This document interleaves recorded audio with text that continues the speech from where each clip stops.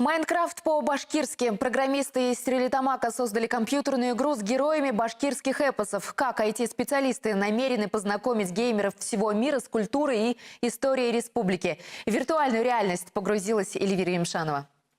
Средневековый мир, смелый батыр и виртуальная реальность. Все вместе – это разработка стерлитамакских IT-специалистов. Они вдохновились популярными в мире компьютерными играми и решили создать их башкирскую версию. Если человеку, чтобы узнать о культуре, нужно совершить там целое исследование и закрыться на несколько недель в библиотеке, то наша цель, чтобы он зашел в игру, поиграл и попутно узнал много интересного и нового для себя. А интересное и новое – это культура и быт башкирского народа в формате виртуальной реальности. Чтобы вымышленный мир был максимально правдив, нужно продумать каждую деталь. Над проектом трудится целая команда разработчиков. Художники, фольклористы, 3D-аниматоры. Ильнур Дельмухаметов, например, пишет диссертацию об эпосе «Урал-Батыр». Он же соавтор программы, консультирует IT-специалистов. В основу игры заложены все эпосы, которые сейчас известны. Возьмем Урал-Батыр, Акбузат, мифологические легенды и предания башкир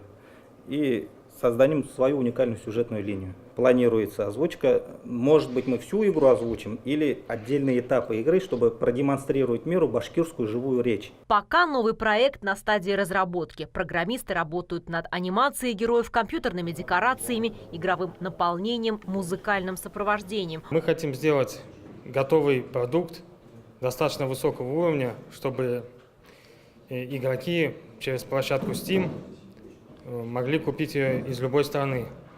Поэтому у нас предусмотрено 3 языка. Мы переведем, как изначально будет создаваться на башкирском, на русском, но затем будет переводиться игра на английский язык. Программисты уверены, что смогут с помощью современных технологий погрузить в башкирские быт и культуру геймеров со всего мира. Уже известно, что игра будет носить имя антигероя эпоса «Урал-Батыр» Заркум. Это своеобразный маркетинговый ход для привлечения внимания к игре.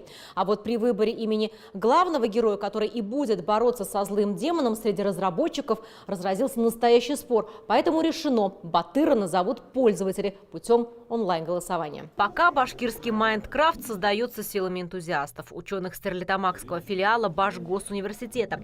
Часть финансирования ведется за счет вуза. Но чтобы довести игру до ума и запустить ее в продажу, разработчики надеются на республиканские и федеральные гранты. Разработка игр требует, вообще говоря, больших затрат от $100 000. Планируем в будущем найти инвестиции, средства. Новый проект имеет еще и образовательную функцию. К этому процессу привлекаются местные студенты. Помогают стерлитамакским программистам и коллеги из соседних регионов. И если их общая задумка осуществится, башкирские легенды оживут в виртуальном мире. Эльвира Емшанова, Урал Шарипов, Вести, Башкортостан.